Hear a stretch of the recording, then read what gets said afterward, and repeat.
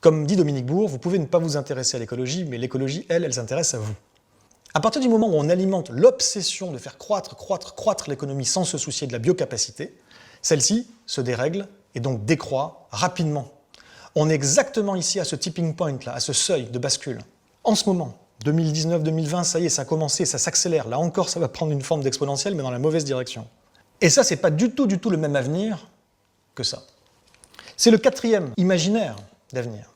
Et c'est, j'ai envie de vous dire, le seul imaginaire qui tienne la route.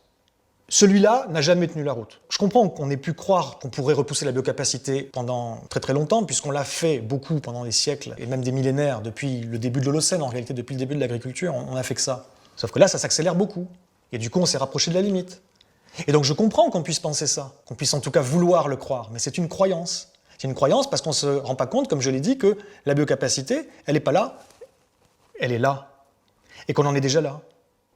Le quatrième imaginaire, c'est donc les seuls gens qui sont à peu près clairs sur l'état du monde, en termes d'empreinte écologique et de biocapacité, d'une part, et sur les dynamiques qui sont en cours, c'est sur l'espace des possibles. Aujourd'hui, si on prend tout ça en compte, ça va faire ça. C'est ce que j'appelle les imaginaires effondristes.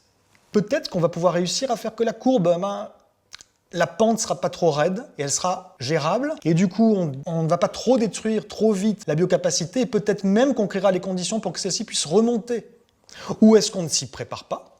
Auquel cas, la courbe sera beaucoup plus pentue. La différence entre les deux, c'est que dans le premier cas, la courbe du haut, on a une descente énergétique et matérielle, certes, mais on peut encore là-dedans avoir une stabilisation et certainement même une marge d'amélioration qualitative de nos modes de vie. Dans la deuxième courbe, on ne s'y sera pas préparé, ce sera le chaos.